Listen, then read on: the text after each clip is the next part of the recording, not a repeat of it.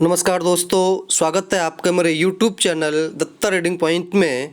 आज हम डिस्कस करेंगे UP TGT practice set number 2 history TGT और पीजीटी के लिए।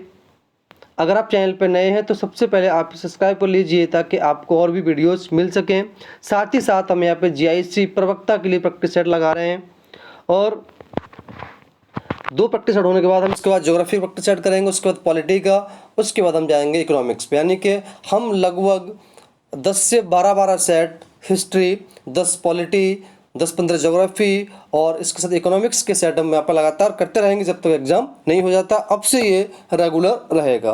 अगर आप चैनल पर नए हैं तो सब्सक्राइब कर लीजिए ताकि आपको और भी अच्छे से तैयारी आपकी हो सके। कितने क्वेश्चन सही हैं आप कमेंट बॉक्स में लिख सकते हैं। अगर कोई सजेशन देना चाहते हैं तो वो भी आप कमेंट बॉक्स में लिख सकते हैं। अगर बाय मिस्टेक कोई क्वेश्चन गलत हो जाता है आप उसे भी कमेंट बॉक्स में लिख सकते हैं। चलिए शुरू करते हैं। आपके पास एक क्वेश्चन के लगभग 3 सेकंड का समय होगा। पहला क्वेश्चन आपके लिए है, सर्वाधिक शुद्ध सोने के सिक्के किस काल में प्रचलित थे? आपके पास ये 4 ऑप्शन हैं, तो आपका सही जो आंसर होगा वो हो जाएगा कुषाण काल। दूसरा है, जैन साहित्य ग्रंथ प्रबंध चिंतामणि के लेखक कौन हैं? हेमचंद्र, दीपंकर, शीलभद्र, मेरुंतकाचार्य। तो आपका सही आंसर हो जाएगा ऑप्शन नंबर बी, मेरुंतकाचार्य। नेक्स्ट है, प्रबंध चिंतामणि ग्रंथ से किस वंश के शासक के बारे में जानकारी मिलती है? सातवाहन, पाल, सैन या फिर ये सभी? तो सही आंसर हो जाएगा ये सभी, यानी कि तीनों के बारे में जिससे जानकारी मिलती है। नेक्स्ट क्वेश्चन है, पृथ्वीराज विजय निम्नलिखित में से किसकी रचना है? चंद्रबरदाई, जयनक, इनमें से कोई नहीं, या कल्हड़? तो आपका सही जो आंसर होगा वो हो जाएगा जयनक, ऑप्शन नंबर बी। निम्नलिखित में से किसके सिक्के पर यूप बना हुआ है? स्कंदगुप्त, समुद्रगुप्त, शुंग, चंद्रगुप्त द्वितीय? तो सही आंसर आपको हो जाएगा ऑप्शन नंबर बी, समुद्रगुप्त। अगर कोई क्वेश्चन बाय मिस्टेक गलत हो जाता है तो आप उसे कमेंट बॉक्स में जरूर बताइएगा। अजंता की गुफा में माता और शिशु एवं मरणासन राजकुमारी के चित्र किस काल से संबंधित हैं? बुद्ध काल, मौर्य काल, कुषाण काल, गुप्त काल? तो आपका सही आंसर हो जाएगा ऑप्शन नंबर सी, गुप्त काल। नेक्स्ट है, राखल दास बनर्जी के अनुसार सिंधु सभ्यता के निर्माता कौन थे? आर्य, द्रविड़, मंगोल, सुमेरियन? तो आपका सही आंसर होगा ऑप्शन नंबर बी, द्रविड़। समाधि R37 का संबंध किस स्थल से है? हड़प्पा, मोहनजोदाड़ो, अलीमुराद, कालीबंगा? तो आपका सही आंसर हो जाएगा ऑप्शन नंबर ए, हड़प्पा। आपने कई वर्ष क्वेश्चन को पढ़ा होगा। श्रमिक आवास के साक्ष्य किस स्थल से मिले? हड़प्पा, रोपड़, वनवाली, मोहनजोदड़ो? तो आपका सही आंसर होगा ऑप्शन नंबर ए, हड़प्पा। झूकर एवं झांगर संस्कृति निम्नलिखित में से क्या थी? आपके पास ये 4 ऑप्शन हैं। सही आंसर ऑप्शन नंबर बी, प्राक हड़प्पा कालीन संस्कृति।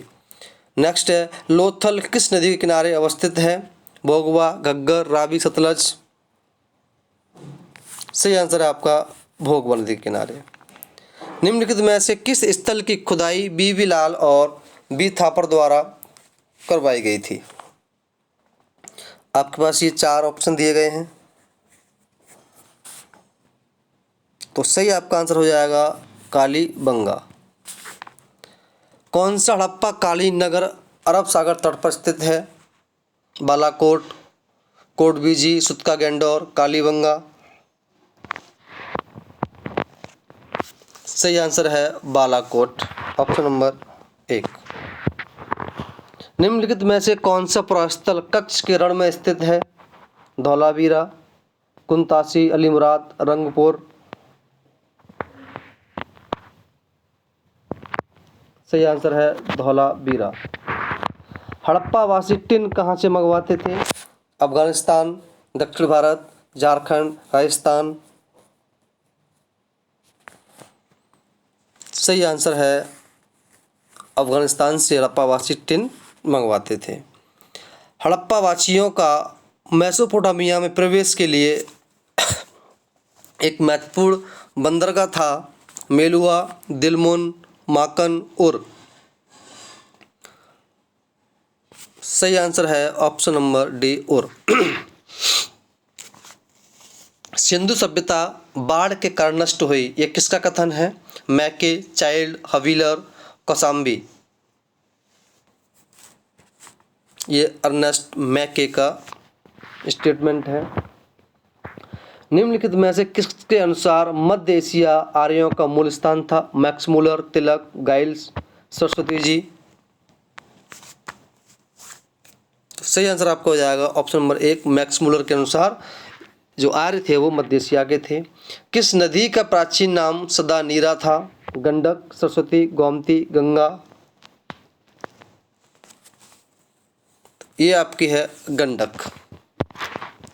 चिनाब नदी का प्राचीन नाम क्या था? आस्किनी, विस्तता, बिपाशा, सुबस्तु। सही आंसर आपका होगा आस्किनी। नेक्स्ट है, गंगा यमुना के दोआब क्षेत्र का आर्य क्या कहते थे? ब्रह्मावर्त, वाराणसी, आर्यावर्त, मध्य देश। सही आंसर आपका हो जाएगा वाराणसी देश।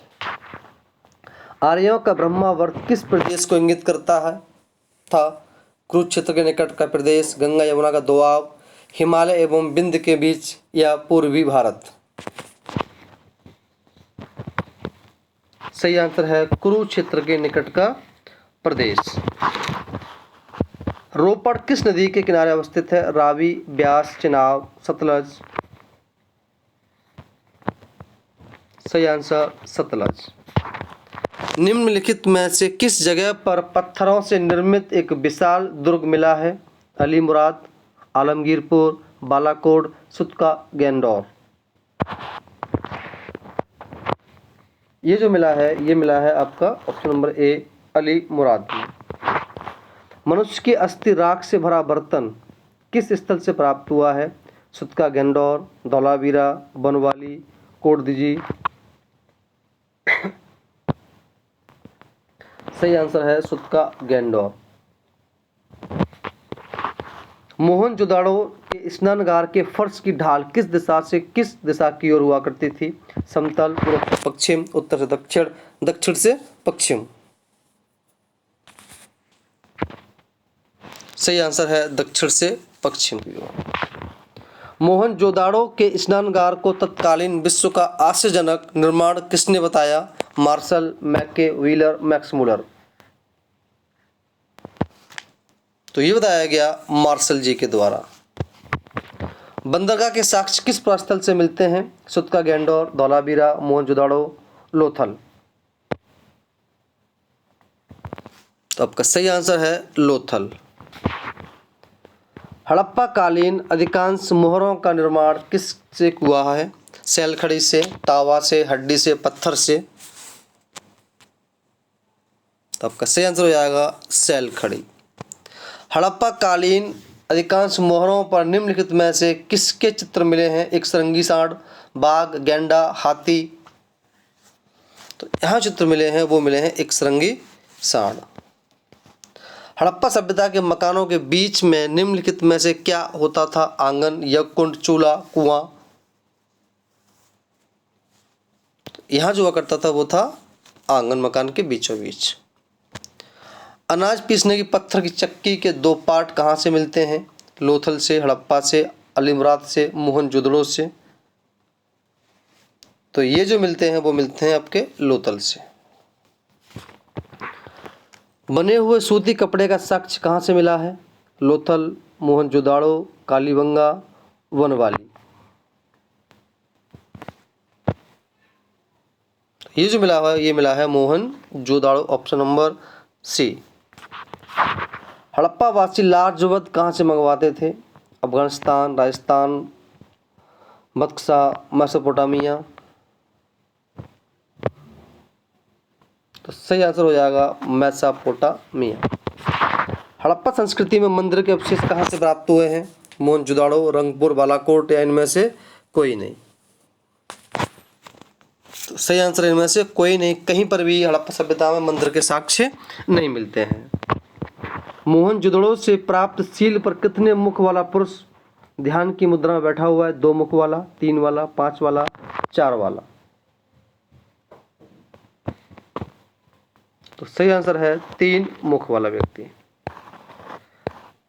हड़प्पा कालीन सभ्यता में किस पशु का धार्मिक महत्व सर्वाधिक था? तो वो था कुबड़ वाला सांड। स्वामी दयानंद सरस्वती ने अपनी पुस्तक सत्यार्थ प्रकाश में आर्यों का मूल निवास स्थान किसे माना है? तिब्बत, मध्य देश, जर्मनी, मध्य एशिया। इन्होंने इसे तिब्बत का माना है कि आर्य जो लोग थे वो तिब्बत के थे या उनका मूल स्थान था। ऋग्वेद में वर्णित पंचजन्य 5 कबीले में से निम्न में से कौन सा नहीं है? पुरु, यदु, अनु, भरत। तो सही आंसर आपका हो जाएगा option number D, Bharat. Next है, ऋग्वेद काल में गोचर भूमि का अधिकारी क्या कहलाता था? वाजपति, कुलप, पुरप, सूत। तो इसका सही आंसर हो जाएगा वाजपति। नेक्स्ट है, ऋग्वेदिक काल में कबीले का प्रधान क्या कहलाता था? जन, पुरोहित, ग्रामीणी, राजन।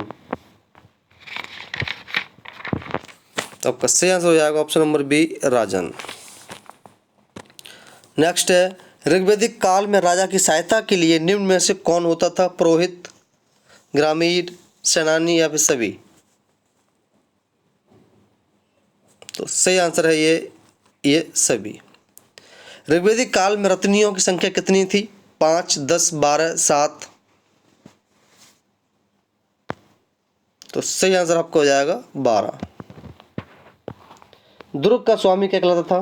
पुरुप, स्पष्ट, स्तुत, वाजपति। ये जो था इसको हम बोलते थे उस समय पुरुप। संधि विग्रह के प्रस्ताव राजा के पास कौन ले जाता था? दूत, सेनानी, स्पष्ट, सूत। तो सही आंसर आपका हो जाएगा दूत। पुरोहित का पद किस प्रकार तय किया जाता था? वंशानुगत होता था, राजा द्वारा चुना जाता था, जन द्वारा या परीक्षा द्वारा चुना जाता था। इसका सही आंसर है वंशानुगत होता था, एक के बाद एक के बाद एक के बाद एक चलता चला जाएगा। परिवार का मुखिया क्या कहलाता था? जन, कुलप, प्रधान, राजन। तो प्रधान का मुखिया जो हुआ करता था उसको कुलप कहा जा सकता था, परिवार के मुखिया को। ऋग्वैदिक काल में राजा को चुनने का अधिकार किसे था? सभा, विद्युत, समिति या इनमें से कोई नहीं। तो ये था समिति के हाथ में। समिति के अध्यक्ष को क्या कहते थे? ईशान, स्पष्ट, Vajpati, Ratni. Option number A, Ishan. आर्यों का सर्वाधिक प्राचीन संस्था कौन सी थी? सभा, विद्वत, समिति या इनमें से कोई नहीं। तो ये थी आपकी विद्वत जो थी सबसे प्राचीन संस्था थी इनके पास। ऋग्वेद काल में कर का निर्धारण कौन करता था? भाग, दुग्ध, पुरुप, जन, कुलिप। सही आंसर है भाग, दुग्ध।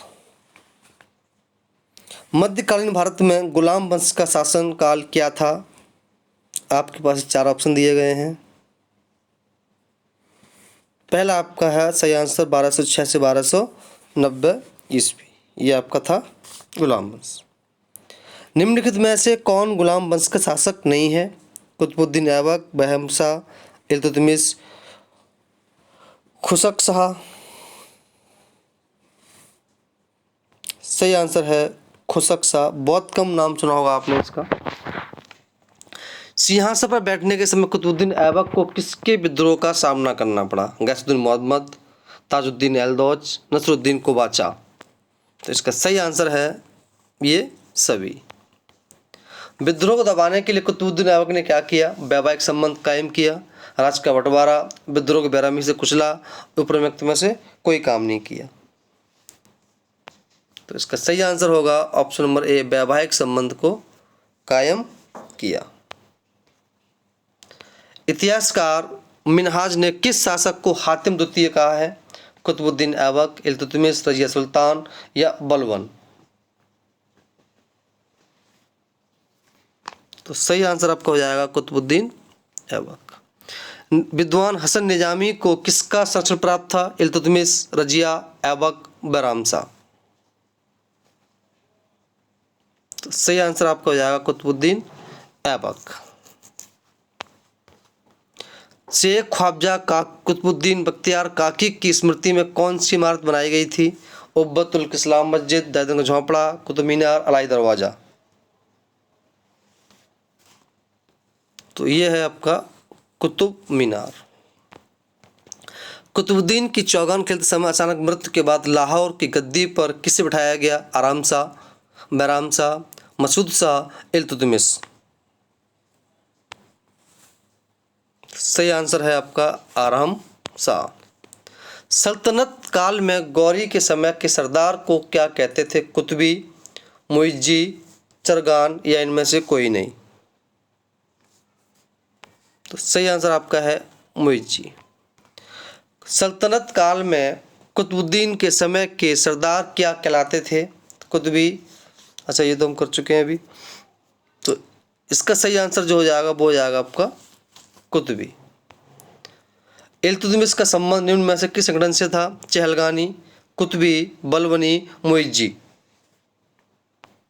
तो सही आंसर आपका हो जाएगा ऑप्शन नंबर ए, चहलगानी। ये प्रैक्टिस मैंने बहुत तेज़ी से किया है, अगर आप चाहें तो इसकी और स्पीड बढ़ा सकते हैं और इसकी और भी कम कर सकते हैं।